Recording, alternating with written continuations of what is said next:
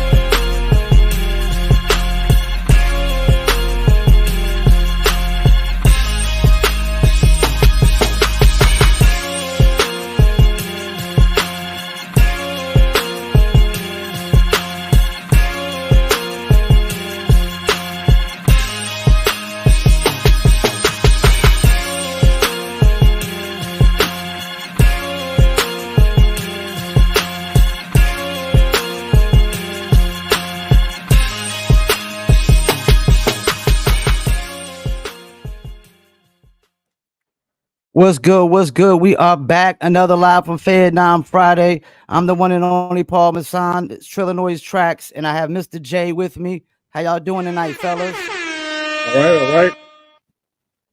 That's what's up. That's what's up. We got a special guest as always tonight. This cat is a straight up poet, and his name definitely says it all. Spit nothing but bars, nothing but real hip hop. Let's bring on the one and only Edgar Allen Floe. What's good, Peace, man? love, How you y'all. doing, man? I'm good, brothers. How y'all doing? We appreciate you coming on here, man. And we doing good tonight, man. No doubt. So, Glad to be here. Let's start with the name. Like, how'd you come up with the name Edgar Allan Floe, or was it given to you? Yeah, so the name Edgar Allan Floe was given to me by my partner in rhyme, Maul Demolish, way back in the days, back in our high school days. So I started rhyming back in '96. You know, we're gonna show our age, but back in high school in my senior year, I got with Maul Demolish, who was already doing tracks. You know, was already part of a group and everything, and he knew that I wrote lyrics basically, and he was like, "Yo, you want to come to the studio for a track?" Of course, I said yes. First time to the studio, dropped a verse. We did a song called Mad Mystic. And basically that was our first track. Kind of gave me a whiff of what the studio life was like, and I was hooked ever since. So shout out to the homie Maul Demolish, man. He's out in Fayetteville right now, actually. And I've been doing some joint shows, collaborations out there. Actually dropped a video today too, as well. So, but that's my homeboy. He gave me the name. That's what's up. I was listening to your music all day yesterday and today. There was one record that really stood out for me was the Molotov record. Like, who produced that, and what was like the inspiration behind that record? Yeah, I appreciate that, man. Molotov is one of my newest joints. It's been several years since I've dropped something new. So this year in 2024, I told myself, you know, we got to get back on the scene, reintroduce ourselves to the game. And Molotov was that first single that I dropped in March of this year. It's produced by myself. I actually go by the producer named Slice Meister as well, which, you know, those that have kind of, you know, been around for a minute kind of have seen that name in my previous albums and kind of know of me on the producer tip. So, you know, I got my MPC 3000 t-shirt on right now. It's my #1 drum machine of all time right there. Shout out Roger Lynn, you know what I'm saying? And yeah, I did the beat. And basically it was a track that I had. It was a beat I had for years, but I just said, you know, let's see what we can do with this one. And put it out in March. It's been an incredible response. I did not expect, you know, my streams and everything else looking like they are so far and still ticking up. And especially after pretty much a decade of not dropping anything. My last album was back in 2012 called Poetry in Motion. So, you know, to not have anything out and then suddenly have this type of response coming back on the scene, producing myself, mixing, mastering, recording, writing, marketing, it's all me, man. So yeah, I'm really proud of that record and definitely got more coming. Yeah, you should be, because the beat goes really hard, man. It really does. And I got another question, but I'm gonna save it to later, and I'm gonna let Mr. J and Trillanoyx Trax kind of get their questions in right now. What's going on, man? Kind of chopping it up a little bit earlier. I usually like to give people a chance to kind of talk about their background, talk about, you know, how they really got started. Just kind of give us a little bit of information on that, and kind of go into maybe your little bit of your affiliation with, like, Justice League and things like that. Yeah. So like I said, I started back in '96 with my crew, The Undefined. We were dropping independent projects and cassette tapes and everything. It was a first time for everything back then.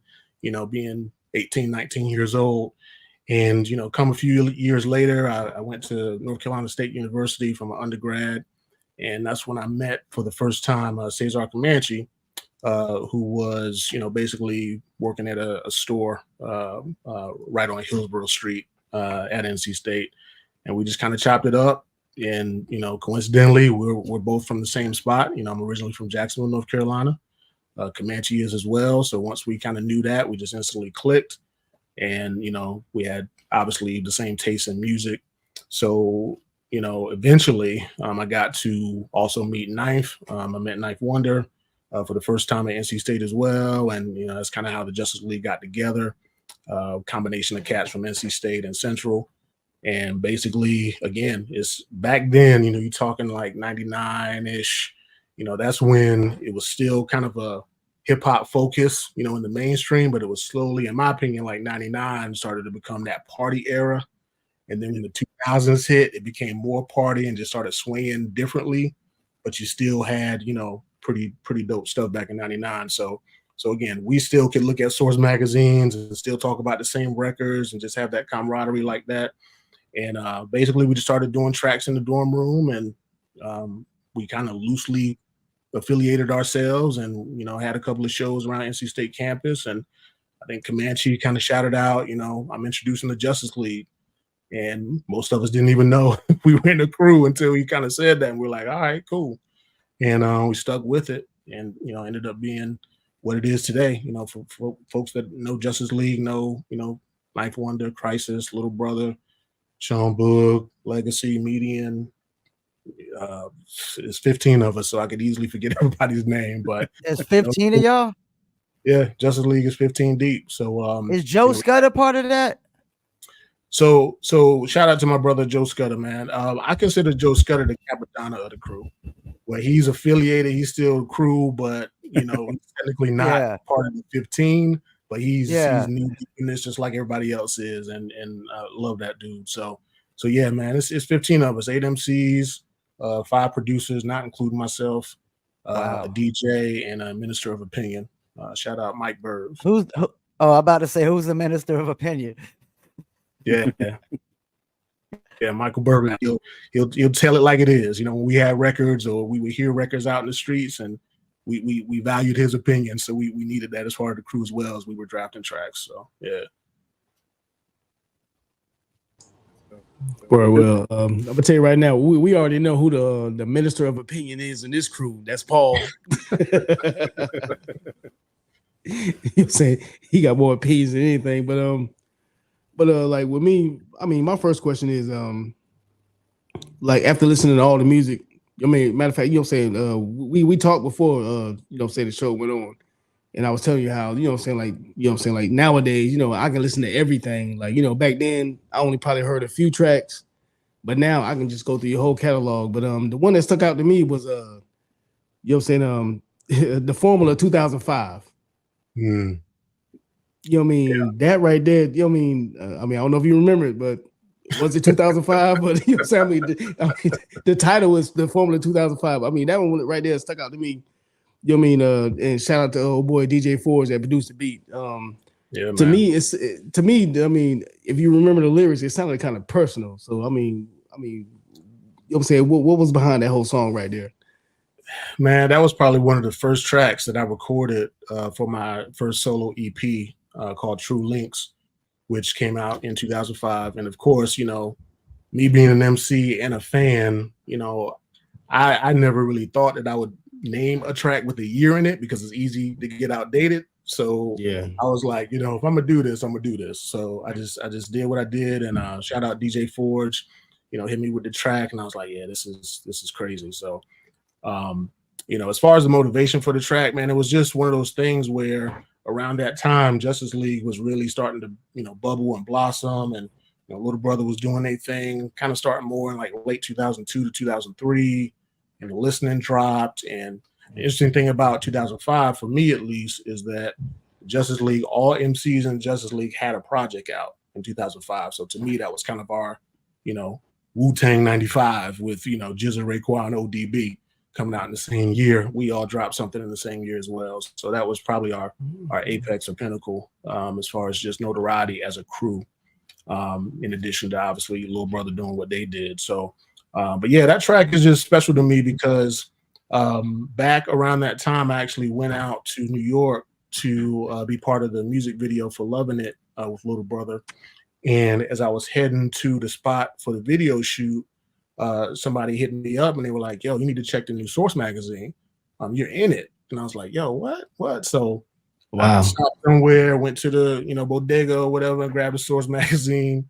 And I was looking in the, I can't remember what the name is, it's like the underground section, but it was Chairman Mao had shouted out the Trillanoyx EP in that episode. And that was the first magazine that I ever been in. And, my first release, first EP, and it was just crazy. It was just like, wow, I'm in the Source magazine. You know what I'm saying? You know how special that is. That's for us, you know what I mean? So yeah, man, as far as the track, it was just one of those things where I recorded because I was destined to try to drop something on a solo tip and try to make an impact. And it was just great to have that track actually highlighted in that underground section. It's one of the highlight tracks. And shout out Chairman Mao for the recognition. But yeah, man, it's just one of those joints that, it's pretty dope. And I love the horns in that joint and just how it was mixed and how it sounded. It's dope. Engineer at heart as well. So just how it sounds was just great. And I just did the best I could with it, man. So definitely one of my favorites. Yeah. I mean, do y'all want to go? You want me to go with my second question or what? Go ahead. I mean, my second one though, what I'm saying? I mean, I'm the producer of the crew, so you know what I'm saying? When you did that Arrest the President, Cypher God, okay, first of all, Tragedy Gaddafi, that's one of my favorite beats of all time. And that's from the 80s or at least like early 90s, at least early 90 or whatever. I mean, yeah, it's around 90. It's around 90, 91, something like that. Yeah, that's one of my favorite beats of all times. And I mean, what made you choose that beat to do a freestyle over it or whatever you did over it? I mean, to me, that right there was interesting because I love that beat, and you wouldn't hear nobody choosing that beat right there. So, I mean, if you can dig into that, let us know. Man, Arrest the President, man.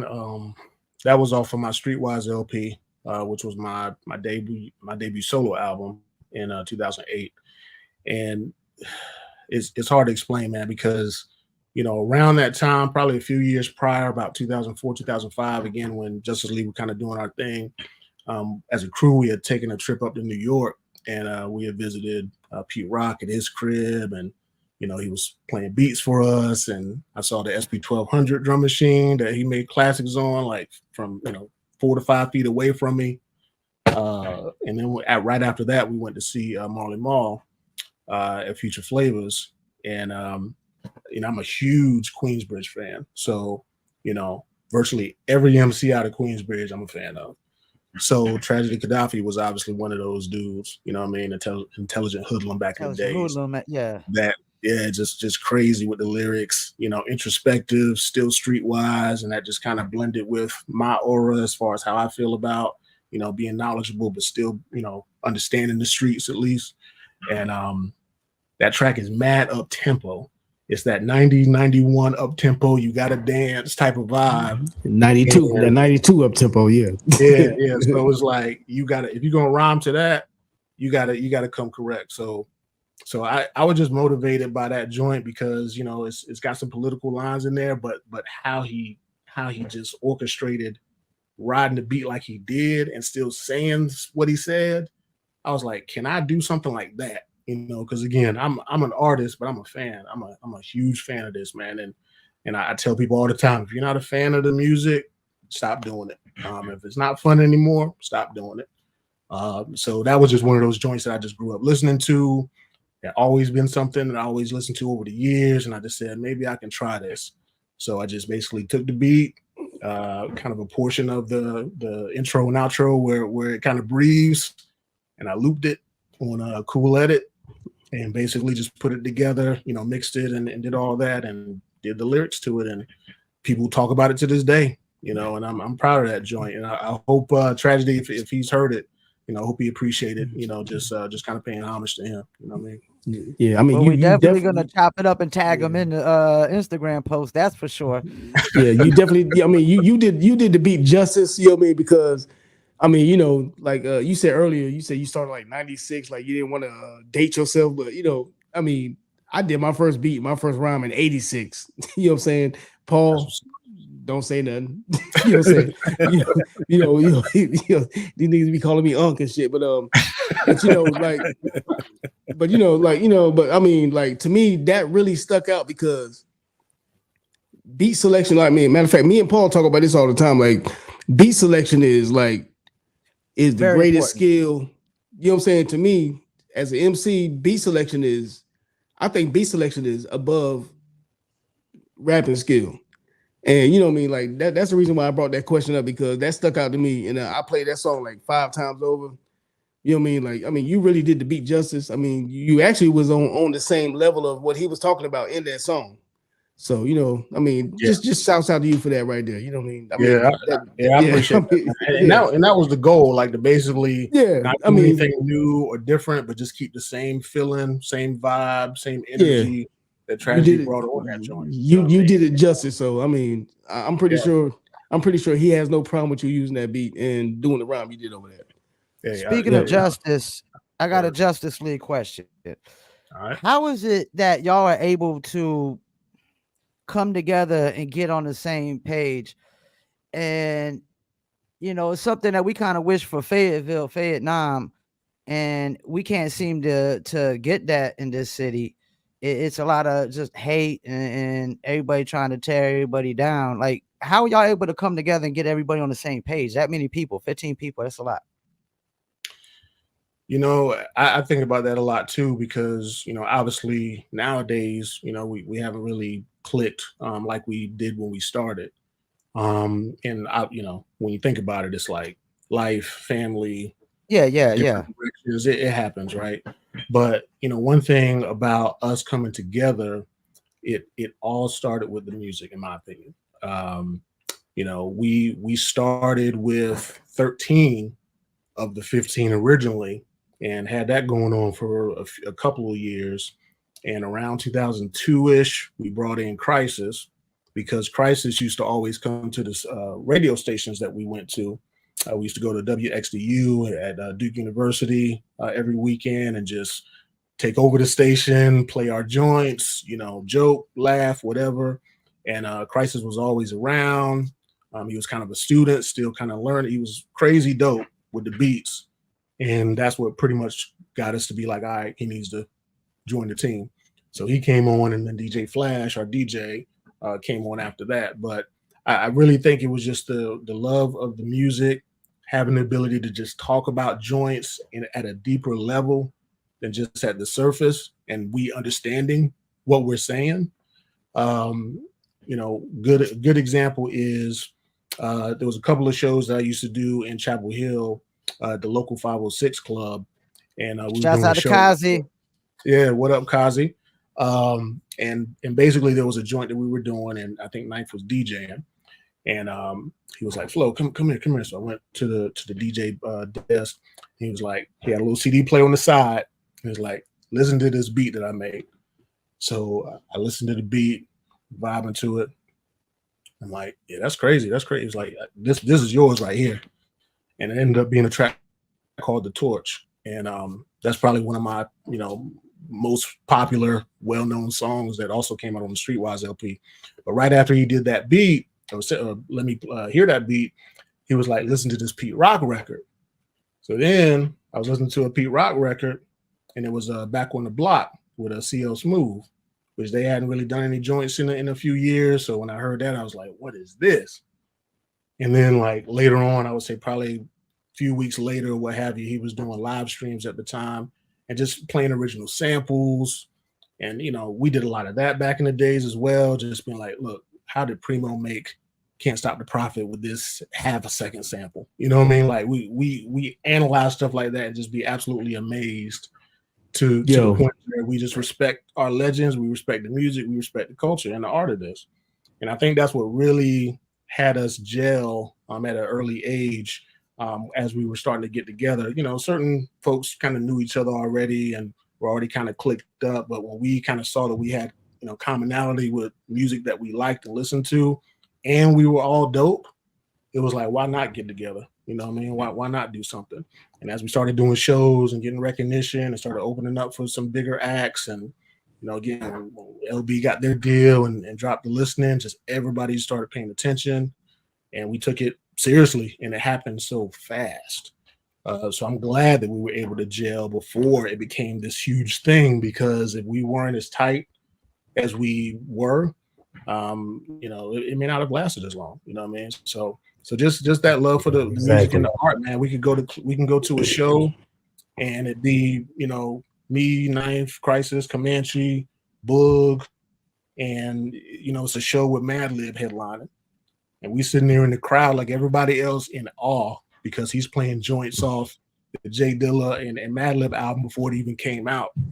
And we listening to these joints like, what is this? You know what I mean? So just the fan in us, man. So that's what definitely got us together.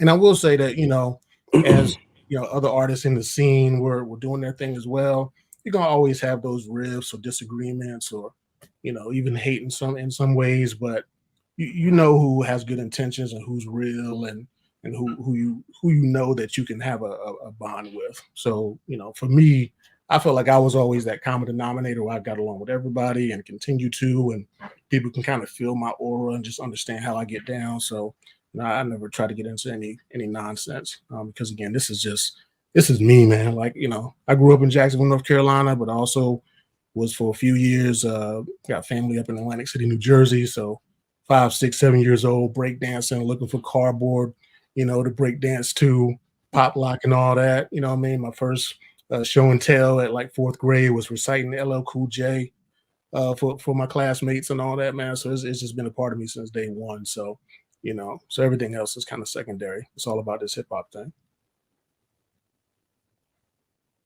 You spoke on some of your catalog and stuff like that. You had the Chronicles of Edgar Allan Floe, the Streetwise LP, Floetry in Motion, and Road to the Streetwise. What do you think is your best, you know, piece of work, or your best song, or something that resonates with you the strongest? Man, I will say, as far as projects, probably my most favorite project is Floetry in Motion. Just because that was my last project in 2012. Shout out my homie Jay Wills out in Virginia. Basically got with him to do the entire album. He produced the entire album, and it was to me, it was another level of me just feeling very comfortable with my pen, and just kind of, you know, delivering some of my best performances in the booth. And that was an interesting album because I was able to go to Virginia, and Jay Wills is tight with Knots. So I was able to meet Knots for the first time, and, you know, go to Knots studio, listening to beats. This is like 2008, 2009. And, you know, seeing Bilal, you know, recording vocals in the booth just at random. I'm just like, wow, you know what I mean? So it was just a really dope experience. I was able to get Royce da 5'9" on the joint. Shout out Royce, shout out Terminology. We did a crazy joint called Mighty Flow Young. And, you know, I had LaToya Williams from out in the West Coast on the joint, which was great. So yeah, man, that's my favorite project, just based on, to me, just kind of stepping it up lyrically. And I had a 4-year gap between albums. So I had Streetwise LP in 2008, and then Floetry in Motion in 2012. And I just felt like you know, kind of had to step up. As far as tracks or individual tracks, you know, I always try to, you know, base my favorite on the fan response. And I would say The Righteous Way to Go is probably the one, just because, you know, me and Ninth did that in July of 2001. And this was before LB was a thing. This was just when Justice League was just doing their thing, and we were just recording tracks just to record. And Ninth sent me that beat. I was like, okay, there's something special about this. And I went back to my apartment. I wrote it from I wrote it one night, but it was like 3, 4 in the morning before I finished. I think it started at like 10:30 or whatever, and in the evening, and finished at like 4 a.m. And next morning, I called Knife and I told him, I said, I think we got something with this one. So we recorded it, and it just took off. And I think a lot of people recognize that joint when they think of Justice League joints. So that's definitely number one for me. Word. Well, I guess, you know what I'm saying, we got to wrap this up, and but you know what I mean, like I said though, you know what I mean, like I mean, Any shout outs?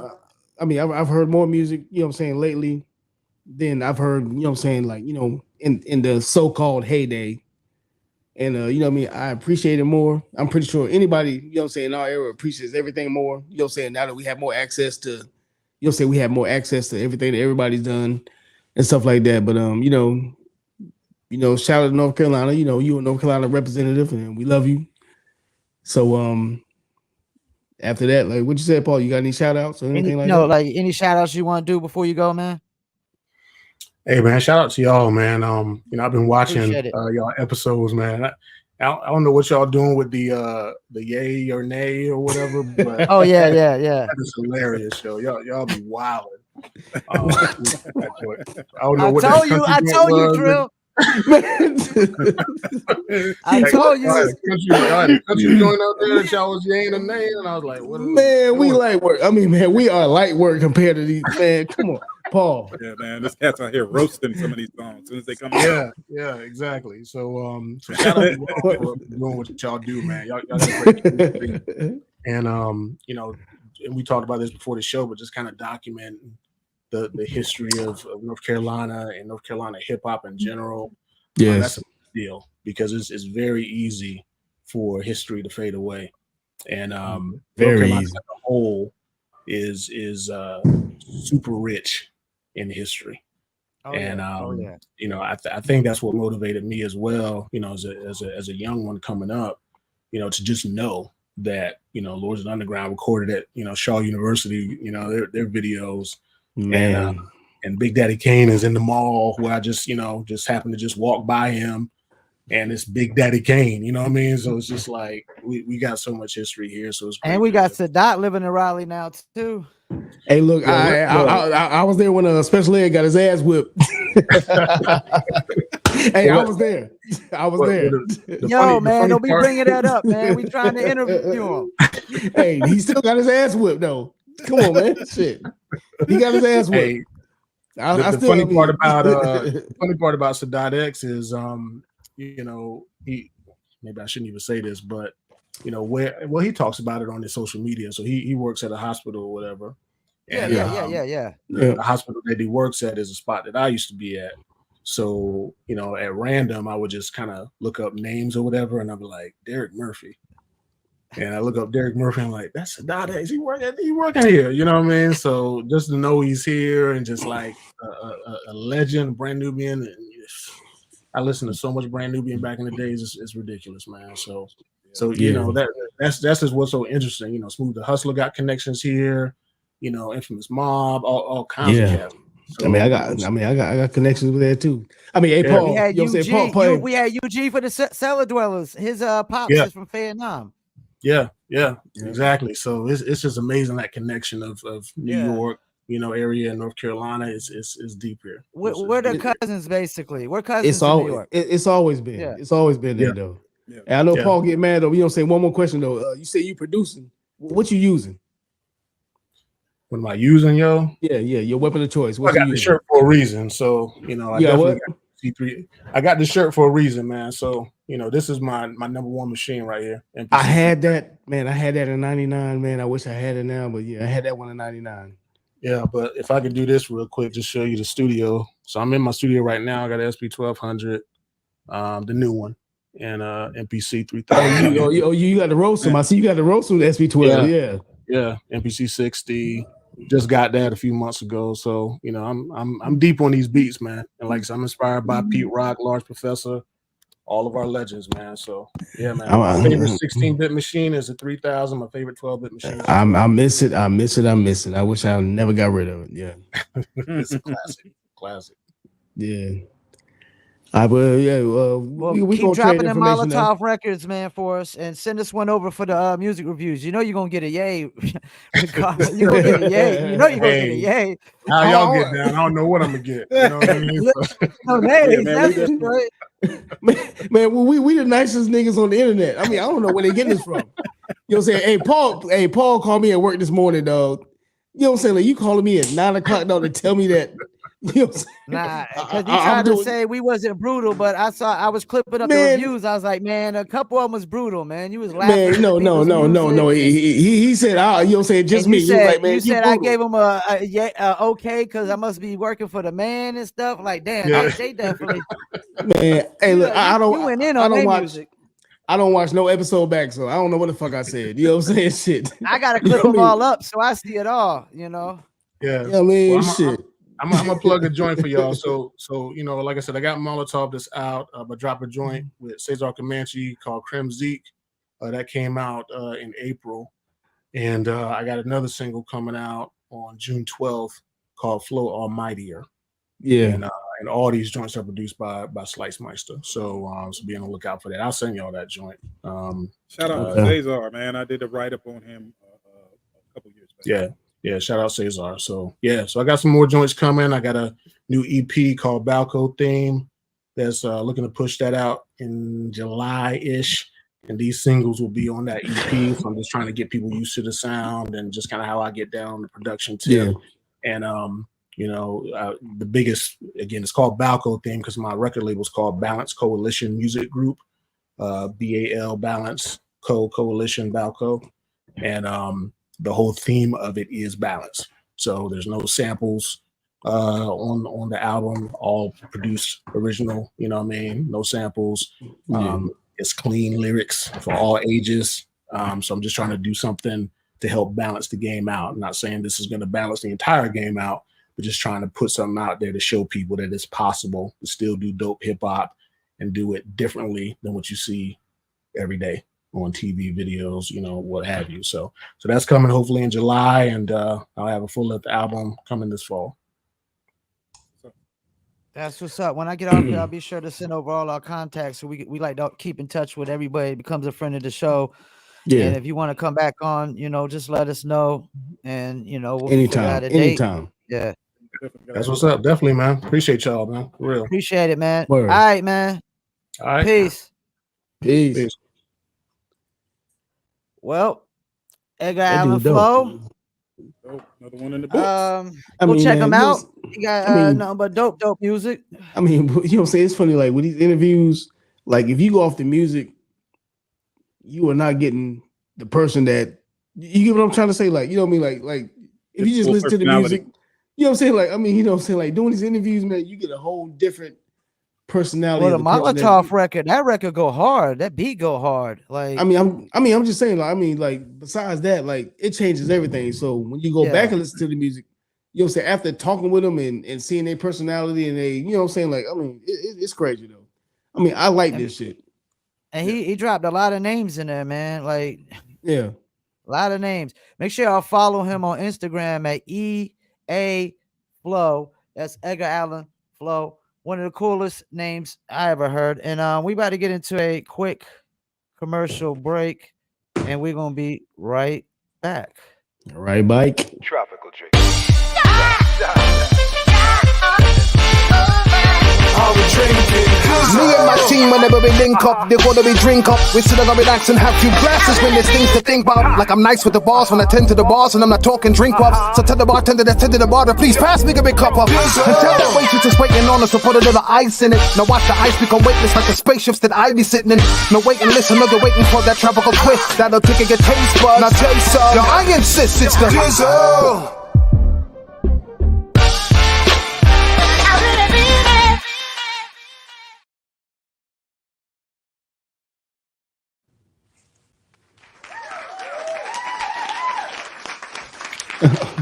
Thank you. You're back. Thank you. And don't forget, you get your Dizzle If you don't dizzle, you need to. Dizzle's a premium luxury liqueur mixed with agave tequila, cognac, and orange liquor mango mix. Throw your dizzle on ice, and it's nice. Go to dizzlebrand.com. We got the cans out now too, 4 different flavors. You know how we do, man. We got a couple topics we're gonna get into. Shouts out to Edgar Allen Floe for coming on from the Justice League. Go check him out. He got a lot of dope records. Ninth Wonder production, Crisis production. And like he said, his newest record he produced himself. I was asking because I was like, yo, who makes those beats? I need to get one. That's why I was trying to ask. I'm trying to get the the plug. So now I know. Yeah. Who wants to start this topic we about to get into? The Method Man. Yeah, we're gonna start with the Method Man. What'd you think about Method Man saying he would not perform at Summer Jam again due to age gap? Start with you, Jay. All right. Let's start with you, Mr. J MISTA. One time for the one time. I think the problem is the booking. You know what I'm saying? It's not necessarily the age gap itself. I think if they had a wider spread of different artists on the bill, it wouldn't be that way. You know what I'm saying? You'd have more people kind of gravitating towards them because they were killing the show. They were killing their performances. I can probably guarantee the other cats weren't performing as hard as them or displaying that much energy. So you got these tweens kind of sitting on their hands and with their arms crossed and all this other stuff. You know what I mean? And the reality is we do have a generation that's a little bit disconnected from the history. So you don't have that regular rotation of older artists who are in their playlist or maybe in their face on a regular basis. That probably could be helped out with certain collaboration between different artists. But you don't want to see a good artist or a real MC on a track like Ice Spice or nothing like that. That's foolishness. So you know what I mean. But you do want a better representation of an age span of different artists. So I can kind of understand what he's saying, but I don't want to step away from it entirely. Let me ask you this before we get into Trill, what he got to say about this. Why is there a disconnect?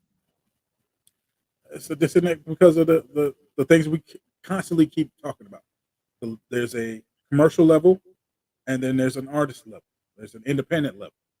So none of it has nothing to do with shitting on like new artists like Soulja Boy when they came out and stuff like that.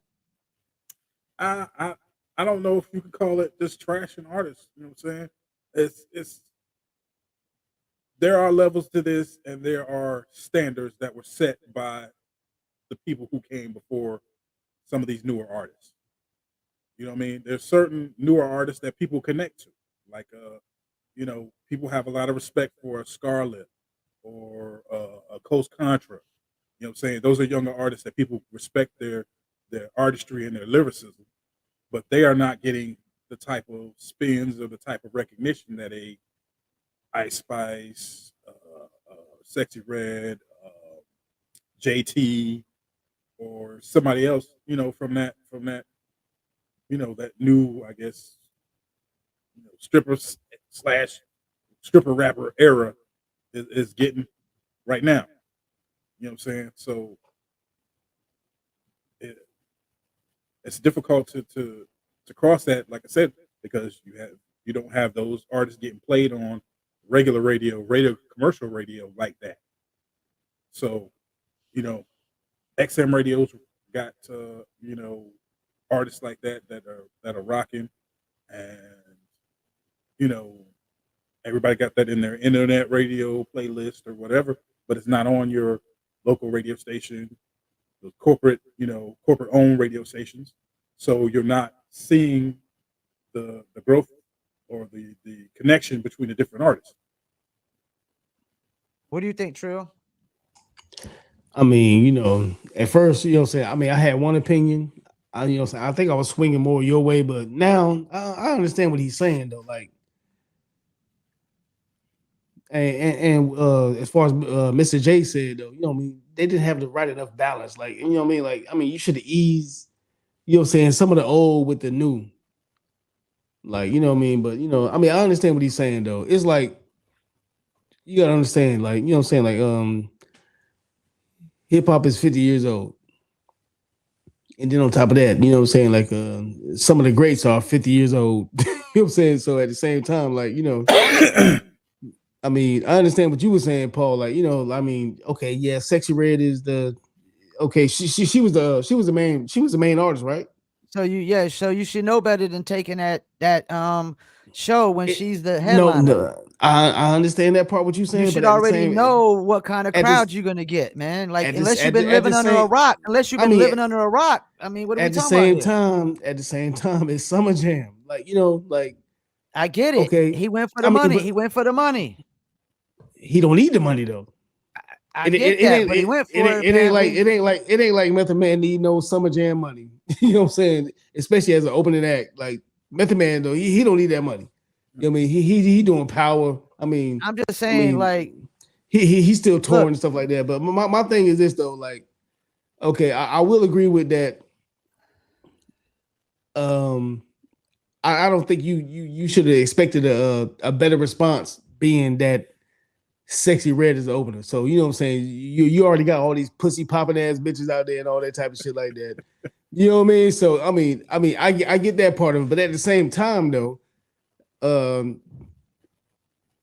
Hot 90s, you can't expect too man. much balance on a Sexy Red show. What are we doing? We're gonna have KRS One perform too? Get the fuck out of here, man. Okay. I mean, but It's first of Hot all, 97. no, You know no, what I'm saying? it's They Hot got 97. a history. Yeah. It ain't a It Sexy doesn't Red show. matter, It's a Hot man. 97 show. Like New It York, does matter. the New York It does sound. matter.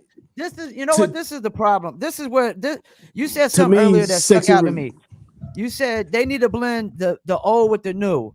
They had an I mean, opportunity to do that during the hip hop 50th, and they didn't. All they did was just promote the cats from times before. They had a okay. time to kind of bring in new artists with the old. They basically, with the hip hop 50, you didn't see no new artists hardly on the hip hop 50s, man. It was just For all that, older artists, man, from I 90s understand and that, but you know what I'm 80s. saying, but this is Summer Jam Hot 97. Like, they should have been a job of Man, and you been in New York lately, man. New York ain't that hip hop sound has been out of New York for a while now. I'm just saying, but I mean, that's not the point though. I mean, the thing is, like, it's still Hot 97 though. Like, Hot 97 should have did a better job. You know what I mean? Summer Jam has a long history, way They trying before to sell Sexy tickets, Red. man. They trying to sell tickets, dude. I mean, but they still didn't do a good job though, because you know what I mean. Like, I mean, they who still could knew? have sold tickets if they balanced the show out. And it's Hot 97. There's got to be some Yeah, standards for the culture. Got to be some exactly. standards for the culture, or there won't be a culture. It's been lower, Hot, dude. you know what I'm saying? Like, Lower. Hot 97 and WBLS 105. I mean, There's no standards in mainstream hip hop, and I don't even call mainstream hip hop too much no more. To me, it's just rap culture. Mainstream rap that's what it is. Because anything hip hop is just really underground. It's really underground, or like major independent. You know what I'm saying? If anything, you know what I'm saying? No I mean, truly in we might need to come at Ebro. You know what I mean? Ebro runs Summer Jam now, right? Am I right? Yeah. So you know what I'm saying? Like, if anything, you know what I'm saying? I mean, everybody need to go at Ebro about that shit. Yeah, you know would what I mean? think Like, come Ebro on. wouldn't have Sexy Red as a headliner, being Ebro is a cat that always be talking about. No. First of all, there's nothing wrong with having Sexy Red as a headliner, because Sexy Red is popping. She the shit right now. No, see, I think this is what y'all missing, man. This is what y'all missing. Like, when you're booking shows, when you're booking shows and tours, right? And you're booking openers for these headliners, you have to have artists that fit. And that goes back to Ebro. And that's why it's like, if you're gonna go with Sexy Red, you're gonna have to have artists that really fit more with Sexy Red, man, for it to work. It's like, you don't have this is how I look at it. You don't have a artist that should be opened up for like Raekwon, open it up for like Sexy Red. And you don't have an artist that should be opened up for Sexy Red, open up for somebody like Raekwon. You know, like, I get what you're saying.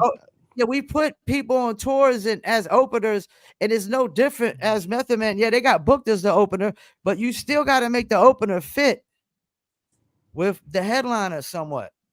Okay, now going back to what you just said. Okay, Mr. J, Ebro controls Summer Jam, right? He controls the station. Yeah. Summer Jam. I mean, the original. I mean, the Summer Jam is a 97. You know what I'm saying? I mean, that's a radio station, right? Yeah. Okay, everybody knows Ebro controls everything on that shit right there. Okay, you know what I'm saying? This right here is not a tour. You know what I'm saying? It ain't like, you know what I'm saying? I mean, every city has a Summer Jam, but you know, I mean, every city has a Summer Jam. Yeah, but have you seen our Summer Jams when we did them in Fayetteville? All the artists were kind of alike. They fit. Okay, I mean, but the Summer Jam in Fayetteville is not the original Summer Jam. It ain't sponsored. Nobody said it was. Nobody said it was. All I'm saying is when we what did I'm saying Summer is, Jam, they would have.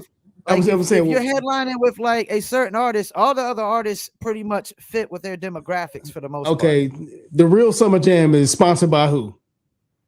97.5, right? Yeah, 97. All right. Fayetteville Summer Jam ain't got shit to do with 97.5. You know what I mean? Okay, but what you keep talking about 97.5, like they still are, like they play nothing but hip hop. I mean, no, all I'm saying is the Summer Jam that was in New York. Okay, I'm pretty sure that. Okay, like we said, the Summer Jam in New York is curated by Ebro. You know what I mean? He is the program director of 97.5. He curates the Summer Jam too. So, you know, being that he asked Redman and Method Man to come to that show, okay, you know, out of respect, you know what I'm saying? Like, I mean, I'm pretty sure they knew what the lineup was going to be regardless, but, you know, out of respect, they did the shit. Both of them should have known better. Ebro and Redman, all three of them should have known better. Redman and Ebro. Okay, so what you say? So what you say? That this ain't the show for you. The problem is that Hot 97 what you say still tries to hold themselves to that standard. They try to hold themselves as a real hip hop, and they're not doing a good job. You can't do that. You can't say we're the standard of hip hop when we got the headliner Sexy Red though. You can't do that.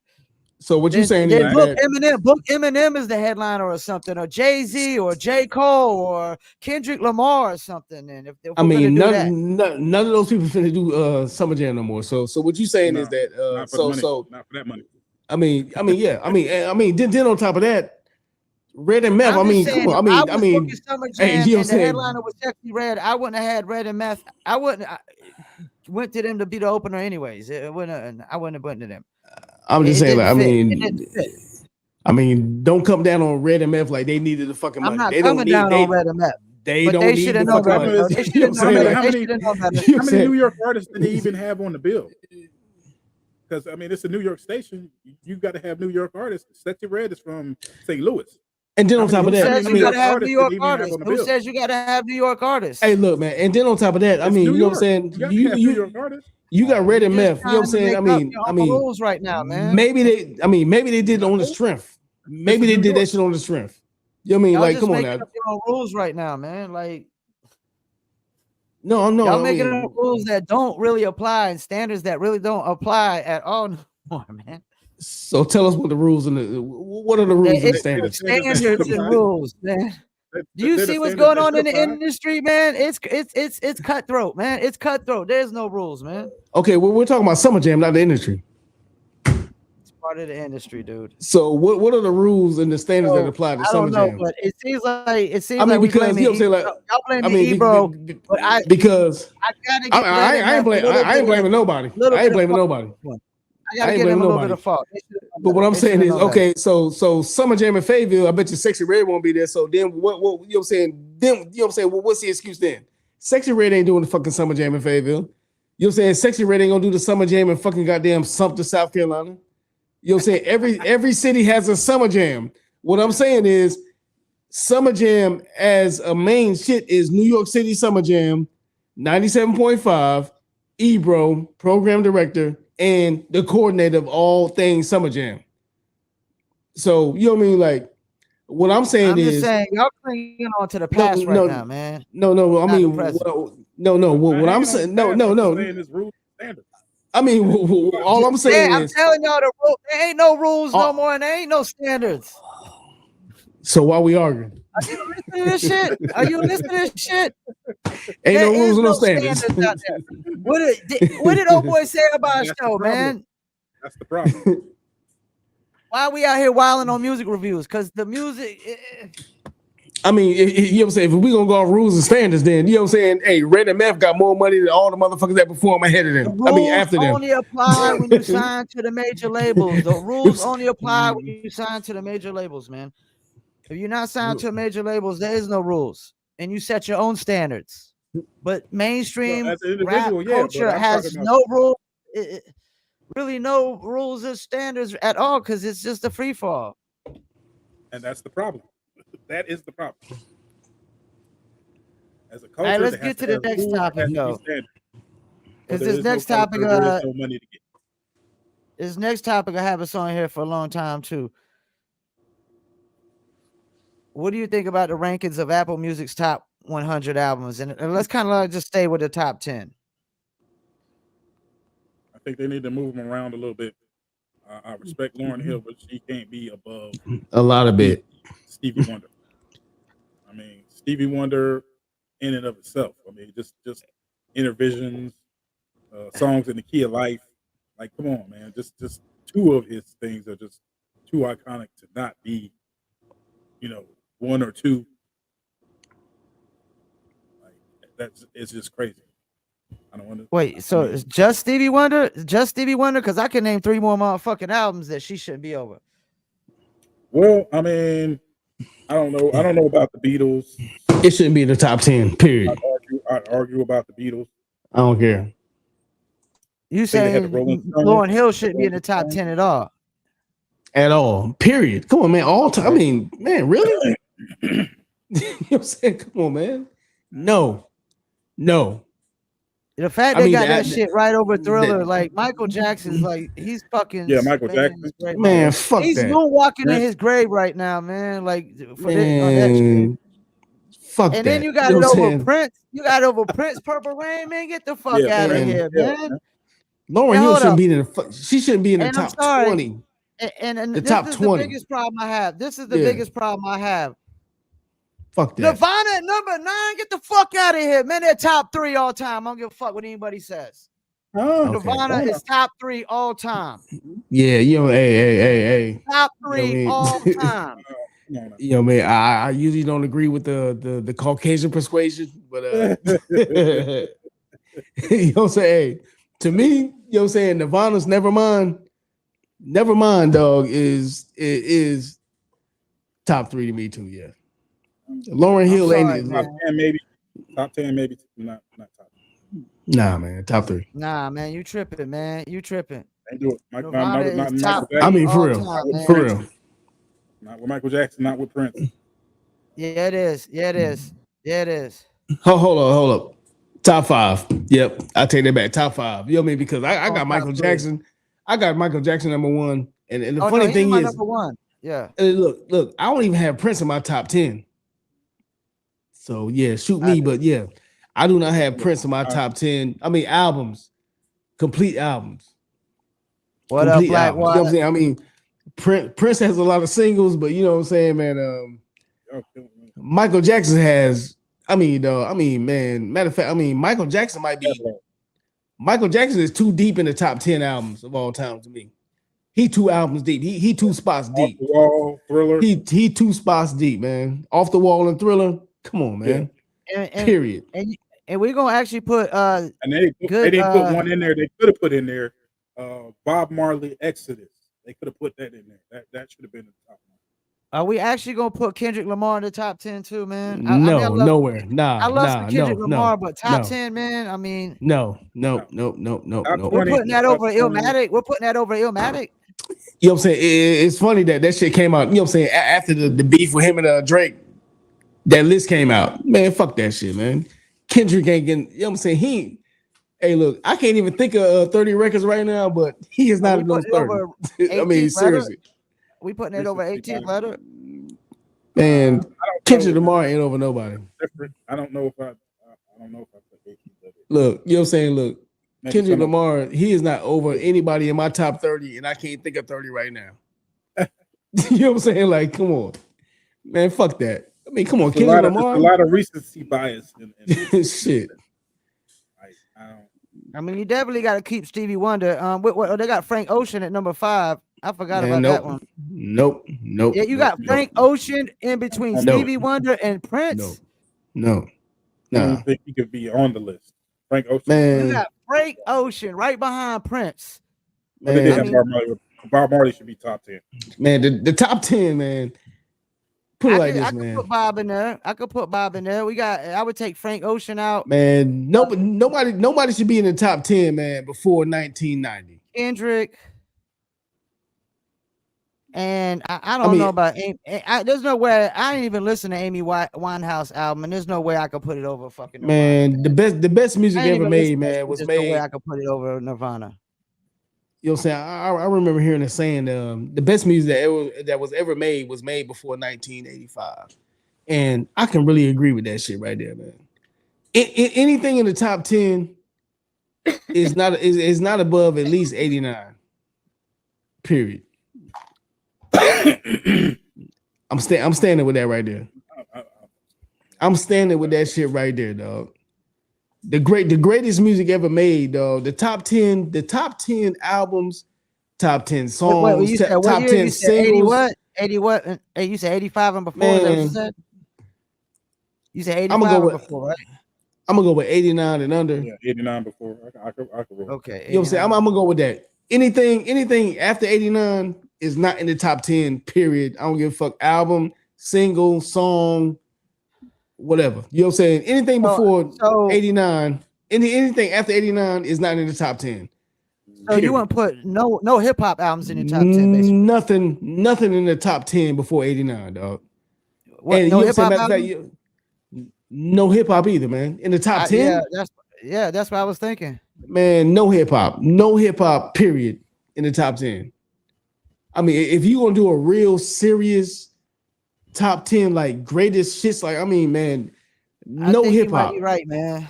Man, no hip hop. I mean, there's nothing hip hop in the top 10 of all time. I don't give a fuck what anybody say. Hey, fight me, shoot me. I'm gonna shoot back. Because Lauryn Hill and Kendrick can't have the top 2 hip hop albums all the time. Man, hell no. You know what I'm saying, man? This bitch can't. Man, this bitch can't. There's no way I would put either one of those albums over Infamous. Man, this bitch can't show to her own show. You know what I'm saying? You want to be great. You can't. You know what I'm saying? You know what I'm saying? You late to your own show or don't show up, man. Fuck you. You know what I'm saying? Shit. Top 10, my ass. I mean, it's a great album, but man, fuck that. Top 10 or top 10 or top 20. But, I mean, I mean, of all time, there is no hip hop album in the top 10. Period. I mean, if you love music and you know music, if you put a hip hop album in the top 10 greatest albums of all times, man, I mean, something wrong with you, man. Well, that's it, people. I don't know. That might be arguable if you talk about maybe like influential. Okay, I mean, I put it like this. Maybe Run DMC or somebody like that. Nah, honorable mention. No, fuck, hell no, man. Hell no, man, hell no. You know what I'm saying? Nah, fuck, you know what I'm saying? Fuck that shit, man. Top 10 all time albums. Fuck that. You know what I'm saying? Yeah.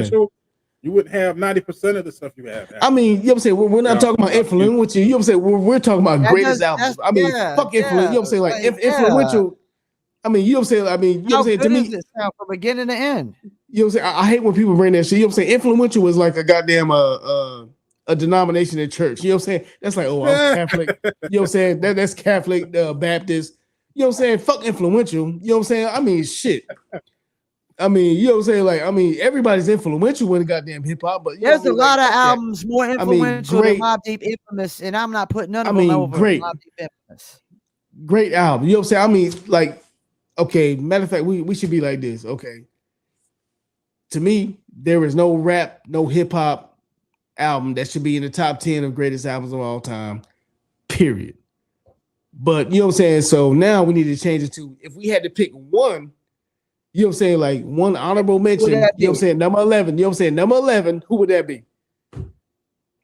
And that, you know what I'm saying, to me, who you got next? Shit.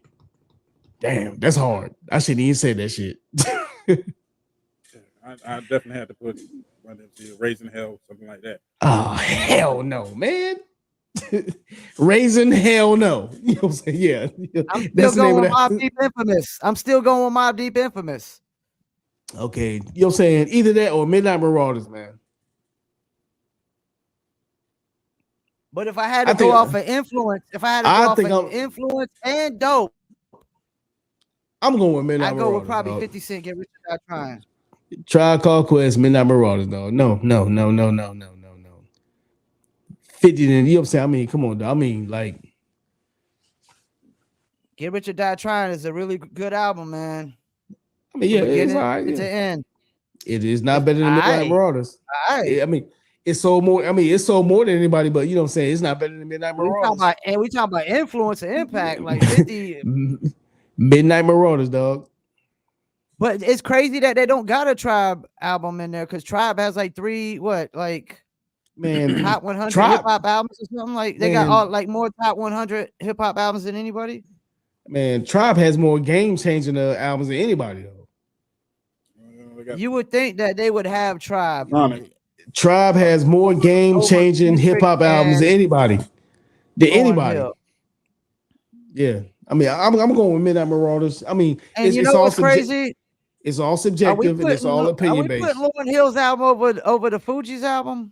Man, Lauryn and Fugees ain't in the goddamn top 20 best albums of all time. Come on, man. Let's keep it serious. I'm just saying, like, is it even better than the Fugees' second album? I don't know. That might be a little bit arguable. Man, that's a debate. That second album was really dope. Man, matter of fact, man, I'm about to double down. You know what I'm saying, man? No hip hop album. You got to get into specifics as far as. I'm gonna double down and say that no hip hop album should be in the top 20. Grammy. No hip hop, man. No hip hop album should be in the top 20 best albums of all time. Well, you heard it from our resident death metal expert. Hey, it doesn't matter. You know what I'm saying? Yeah, you know what I'm saying. But no hip hop album should be in the top 20 best albums of all time. All time, man. Damn, you know what I'm saying? I mean, hip hop's gonna have itself on the music reviews going forward. They're gonna have itself on the music reviews going forward. Man, look, man, hip hop is celebrating 50. On your head, man. Hip hop is celebrating 50. Hip hop is celebrating 50. Stevie Wonder dropped when? More than 50 years ago. I mean, come on, man. I mean, you got to be realistic about this shit, man. I mean, man, there's a lot of great music that came out way before fucking goddamn 1970 or 1971. Shout out to Jones tuning in. I mean, man, you got James Brown. You know what I mean? Like, I mean, come on. I mean, that's one of my favorites. If that's you know what I'm saying, James Brown is. What about Ray Charles? Ray Charles ain't got an album on there. Ray Charles. I'm just saying, like, you know what I'm saying, man. Ray Charles on there, yeah. That's why I said it's a lot of recency bias. I mean, dog, and then on top of that, man, it's one person. I mean, everything is opinion based. So nobody's top 10 gonna be the same anyway. So I mean, this right here should be like, you know what I'm saying, like bar talk. Like, you know what I'm saying, like we don't bring up politics, religion, or top music, you know what I'm saying, shit like that. I mean, you know what I'm saying, this shit right here can start a fight. You know what I mean? For real. Trust me. If somebody was sitting here, you know what I'm saying, I might punch a nigga sitting right next to me right now, talking, you know what I'm saying, other than, you know what I'm saying, what I think I'm right with. You know what I'm saying? I mean, it's opinion based. It's all on opinion. You know what I'm saying? It's not factual, but I will say this, though. I will stand on this, that no hip hop album should be in the top 20 best fucking albums of all time in the music. Hip hop is only 50. Wow. You know what I mean? You know what I'm saying? We got the Motown era. You know what I'm saying? We got the 60s. We got the 50s. You know what I'm saying? Come on, man. We got Ray Charles. We got goddamn Little Richard and shit like that. I mean, come on, man. Of all times, 20 albums. We can't get one. We can't get one. No. Nah. Ooh. Nah. See, you know what? You're gonna make me get off here and have to research this shit now. Now I'm gonna have to go and like research it. You know what I'm saying? Hey, look, hey, nah. You know what I'm saying? Look, you always call me old. You know what I'm saying? Hey, Mr. J, he always call me the old nigga. You know what I'm saying? Come on. You're gonna have to make me do some researching. Come on, man. I mean, seriously though. I mean, people hate to hear the truth. You know what I'm saying, man? The truth is the truth. You know what I mean? If you really do the research on the top 20 best albums of all time, hip hop won't even make it in the top 20, man. Name one that, you know what I'm saying? Name one that's worthy of goddamn compete with Stevie Wonder. Name one that's worthy of compete, you know what I'm saying, with Ray Charles. Name one that's, you know what I'm saying, with you know what? That ain't, hold up. I just thought about it. Nah, dog. No, I'm a hip hop nigga. Pink Floyd The Wall. Where the fuck is Pink Floyd The Wall? Exactly. And we still talking about hip Where the hop. fuck? Yeah. That means we No, can, you know what I'm might be saying? right. You might be right. Man, you know what I'm saying, man? Dark Side of the Moon on there. Man, I'm telling you right now, dog. You can easily name 20 hip hop. 20 albums man. that you know what I'm saying of all time, and hip hop won't even goddamn. You know what I'm saying? I mean, you can go to 30. You can go to 30, dog. You know what I'm saying? Hip hop won't be mentioned. I mean, man, come on, man. All the greats, man. And that's why we're no longer just a hip hop there's show. at You least know what I'm saying, man? Come on, man. albums. I know people hate the word influence, but there's at least 10 albums I know that off of influence, off of just the sonics and the collaborations and the things that were done that hadn't been done before, or opened the doors for a lot of things to be done since. At least 10 would merit some kind of discussion. You say hip hop? 10 to be in that you say hip hop. Let me ask you this. These 10 albums you're talking about, are you skipping any song on there? Is there any skippables on there? Any category, hip hop is not in the top 30. No. I don't give a fuck if you talk about influence. I don't care if that, man. That's going to be subjective. Because people there was a lot of skippables early in hip hop. Early hip hop had a lot of skippables. But see, that's your particular opinion on a lot of early hip hop. It had a lot of skippables for me. But it had, you know what I'm saying? But everybody doesn't feel that way. Man, I mean, you know what I'm saying? Because there's a lot for of one, influence in early hip hop that man, if they had turned the corner on certain things, wouldn't be things going on today. I'm just saying, some of the artists you value wouldn't exist. Yeah, but that has nothing to do with how dope the album is from beginning to end, song after song after song. Come on, dog. Like, yo, man, look. Before you, like, I hate this. I hate this when people do this. Like, always bring this "who did it before you" thing, but it doesn't always apply, man. When you're talking about how good is the song beginning and end, albums still gotta age well today. When I don't care if I listen to the 80s, the 70s, the 90s. When I go listen to it today, is it still age well? When I pop on that Lenny Williams, "Cause I Love You," that shit age. That's gonna age to the day I die. It's gonna age like fine wine. I'm gonna be like 230 something years old because we don't figured out how to live longer and shit. Hopefully by then, and that song's still gonna be bumping. It's still gonna be like, oh shit, Lenny Williams, "Cause I Love You," man. It's still the shit. But there's still Rob Bass, Easy Rock. Look. Like, you know what I'm saying? Shout out to John Jones. You know what I'm saying? He said, I bet none of the Apple curators are over 30. And that's a fucking fact. You know what I'm saying? You know what I mean? It ain't nobody my age. Ain't nobody. It ain't no. I mean, to me, if you're going to do the top albums of all times, I mean, you damn near have to be goddamn 70. You know what I'm saying? Like, you have to be Quincy Jones or somebody that he said Addict's top 20 of all time albums. I mean, that would be like the hip hop album that most people would probably put in. I mean, my man is, you know what I'm saying, my man 6'6" at Illmatic top 20. I mean, but at the same time, man, top 20, Nas dropped in what? 90 what? I don't even think that's his best album. Nas dropped in what? 90 what? 91, 92? Illmatic? No, that Illmatic was like 94, 95, I thought. Okay.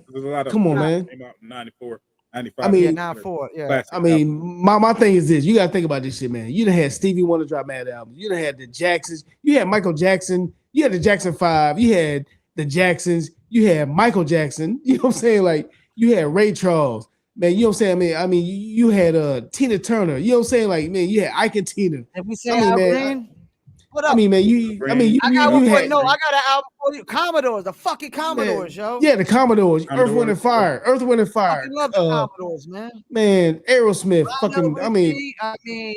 I mean, the list goes on and fucking on. You know what I'm saying? I mean, come on, dog. I think you might be right, dude.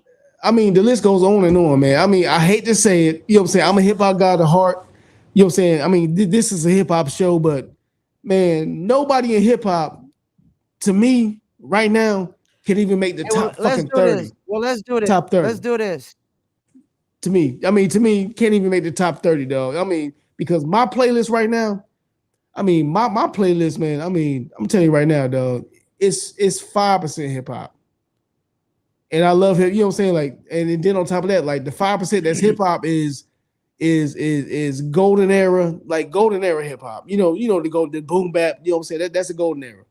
You know what I mean? Like, I mean, I'm a boom bap guy, so I'm golden era hip hop. And other than that, man, I'm listening to fucking oldies. You know what I'm saying? Like, I mean, come on. I mean, to be honest, like, I mean, I hate to say it, but like I said, majority of my playlist. I mean, if you really did a real deep dive and a real serious and you know what I'm saying, rock and everything over here. You know what I mean? I mean, you got rock albums. I mean, come on. I mean, there's so many artists we ain't even name right now. You know what I'm saying? Like, I mean, R&B, hip hop, the gospel. You know what I mean? Come on, man. Like hip hop, like come on. What about R. Kelly? See, there you go. There you go. You know what I'm saying, man? Come on, dog. Come on, Paul. Hey, R. Kelly had a dope ass album, yo. Yeah, he had I mean, some dope albums. Top 30 of all time. Yeah. Oh, you now all you stretch time. it out. You was just on 20. You was just on 20. Now you push it out to the 30s. I mean, 20. I mean, right now. 20 of all time. I mean, you know, I mean, I got 6 kids. You know what I'm saying? I mean, I made 4 for no, like, you just. I mean, I'm just saying. I made 4 of them off. You know what I'm saying? Off R. Kelly, but you know what I'm saying. But he don't deserve top 20. Play alone. 20, no, top 20. No, I'm just top saying, 20 like, of all time. Come on, man. Fuck that. No, I'm just saying there's a lot of other artists like R&B and soul that you can name that we probably forgetting that had really, really good, dope albums and shit, man. I know, but of all time, and then you got rock. You still got rock and all time though. I mean, is there any country out? You wouldn't put a country album in the top 20. I know that much. I mean, no, you know what I'm saying. I mean, I'm not white. You know what I'm saying. I'm not white like you. So I mean, you know, no. I don't think I would either, though. So you know what I mean? That's not. You know. I mean, you know, I don't think you gotta be white to do that. I don't think you gotta be white to do that. I think you just gotta really listen to country. I'm just saying. I mean, you told me last week. You told me last week your uncle was Garth Brooks, so you know what I mean. You buy it. Nah. But you always be giving the country songs like names, man. Paul Brooks. Yeah, but anyway, I mean, I'm just saying. I mean, of all time. I mean, but I'm pretty sure there's some country shit. You know what I'm saying? But I'm just saying, like, of all time. There is no way that rap can be in the 20 best of all time. You know what I'm saying? When rap is only 50 years old, you know what I mean? When we're talking about like a whole nother 50 years of music before that, of black music. You know what I'm saying? Like, I mean, you know, I mean, I hate to say it, you know, but I mean, black people created all music genres. But you know what I'm saying? I mean, there's a lot of great music, man. Say it. You know what I'm saying? I mean, but look though. Don't say you hate to say it. Say it. Hey, you know what I'm saying? Hey, look. Facts. Hey, look, man. Did you forget who you on the podcast with? Ain't no old school conversations we have. Ain't no old school R&B stations. Put it like that. I mean, hip hop stations. Ain't no old school hip hop stations. Classic hip hop stations. Yeah, exactly. There's flashback stations now that are basically playlist stations. And they play the same. Have any DJs, man, they play the same shit. They play the same shit over and over. Yeah. Well, basically MTV age stuff. Basically what would be on MTV Jams. And which would be you know what I'm saying, late 80s and early 90s. You know what I'm saying? That right there, you know what I'm saying? Like, I mean, like classic hip hop has a fucking little time frame, you know what I'm saying? But classic rock, classic soul, classic R&B, classic, I mean, you know what I'm saying? Like they have a whole different range of shit. You know what I'm saying? But classic hip hop, you know what I'm saying? Like every time you turn on that bitch, you gonna hear Treat 'Em Right. You know what I'm saying? You gonna hear you know what I'm saying? I mean, am I wrong? No, on a commercial station, yeah. Hey, look, dog. Now XM radio something. XM radio is different, but man, no. I got Sirius XM in my car, dog. You know what I'm saying? Trust me. You know what I'm saying? I mean, all the black stations I got them, you know what I'm saying? I flip through them bitches. You know what I'm saying? Like you got the Groove channel, you know what I'm saying? They play old 70s and 60s shit. Yeah. You know what I mean? And then they got another shit called XM Fly. Yeah. You know what I mean? And they play the same shit, nigga. Every time I turn on that bitch, I'm hearing Rump Shaker, I'm hearing Treat 'Em Right, I'm hearing fucking you know what I'm saying? Like you know what I'm saying? Commercial, I mean, like, no, but the mainstream hip hop tracks of that song. I mean, but goes back what I'm, you know what I'm saying? But goes back to what I'm saying. Like, Treat 'Em Right was like, Treat 'Em Right was a mainstream kind of crossover, yo. Yeah, you know what I'm saying? 845 will rock the bill. That's where you want to hear some different stuff. I mean, no, Yeah, I mean, and I listen to Rodney Bells that too. Treat You know 'Em what I'm saying? Right was a mainstream crossover, yo. Oh yeah, Yeah. I mean, I love the song. I mean, trust me, don't think I'm talking shit about none of this shit. But all I'm saying is it was. that I don't know if. I wonder if that that was intended. If that was actually intended, I'd love to interview Chuck Brock and like, was that man, the intent nigga, is to Somebody cross got over to to the get man. mainstream? Or did it First just of all, happen? look, you know what I'm saying? Hey, look, that was not intended to be a damn dance track. You know what I'm saying? When he said I didn't Yusef think so. Hawkins, hey, he was talking about Yusef Hawkins. You know what I'm saying? I mean, you know what I'm saying? Like, you got people dancing when they say Yusef Hawkins. You know what I'm saying? You know what happened to Yusef Hawkins? They play that right? shit in the skating rink like crazy, yo. That was a skating rink hit, yo. Yeah, you know what I'm saying? I mean, he was Anything that talking was a skating rink hit back then was commercial Hey. mainstream as fuck. man, he was talking some knowledge shit on that song, dog, with the dance it beat. was. You know what I'm saying? Like, I mean, It worked. Hey, look, no, I mean, actually go back and listen. He said Yusef Hawkins. You know what I'm saying? As soon as you say Yusef Hawkins, you should stop dancing and bow down and start praying, or you know what I'm saying? Like, come on, man, Yusef Hawkins. I mean, go back and listen to that song and listen to the lyrics. You know what I'm saying? And research you know what I'm saying? Hey, I mean, take the beat off. You know what I'm saying? Listen to the acapella of Treat 'Em Right. And you know what I'm saying? Once you put the beat in, you know what I'm saying? You see why people like the beat was so infectious that you know what I'm saying? People wasn't listening to what the fuck he was saying. You know what I'm saying? It wasn't nothing party or dancing about that fucking song. Nah, you know what I'm saying? it was Other just than the beat and the hook. It was the beat and the hook. And the hook was very simple. It was the beat. Right. You know what I'm saying? Like, man, Yusef Hawkins got fucking murdered. I mean, come on, dog. All right, we about to wrap it up, fellas. Anything y'all want Yeah. to shout out? We got music reviews tomorrow, 5 p.m. Eastern time.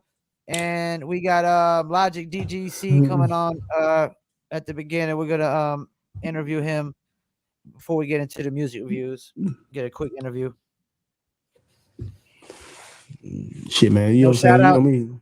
Hey, you gonna do shout outs tomorrow before you gonna do shout outs shout tomorrow out, before you know the what I'm music saying? Hey, reviews? look, You gonna do them tomorrow before the music reviews, right? Yeah, shout out to us. You know what I'm saying? Shit. Shout out to me. You know what I'm saying? Shit. Simple as that. Shout out to Live Fayettenam. You know what I'm saying? Shout out to yeah, man. Shout out to y'all. Shout out to Edgar out of Floe. Shout out to, you know what I'm saying, Ty Bruley.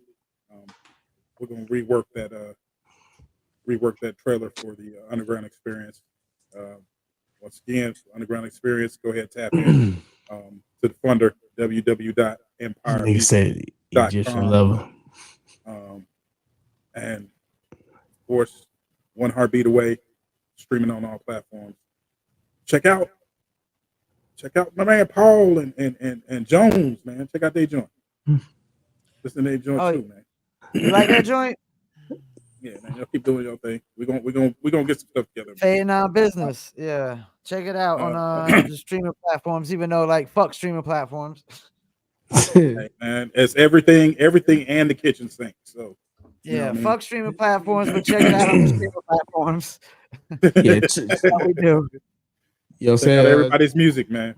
Check me out later on. You know what I'm saying? I'm about to go to, you know what I'm saying? I got my second gig tonight. You know, I'm about to go strip at the old folks home.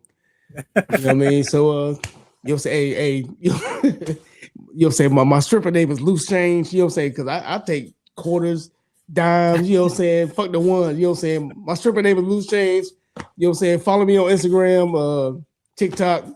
You know what I'm saying? You can find my shit. You know what I mean? You know, I'm naked. You know what I'm saying? Underneath this shit right here, I'm naked. You know what I'm saying? All I got this shirt on. Hey, you know what I'm saying? Balls. You know what I'm saying? Hey, balls out. Balls. You must have seen the picture with the naked barber, the naked barber shop getting the naked cut. That's why I cut my own hair, right? Yeah, there. you know what I'm saying? That meme is why I cut my own hair. That should have made me go hippie, man. That should have made me go hippie, man. Subscribe, you know what I'm saying? Subscribe to the Live from Fayettenam Patreon, you know what I'm saying? I'll show y'all the bottom half. Ladies, yeah, I got you. All right, we out. Peace. Word. Beats by Trill, straight Killerville, dog.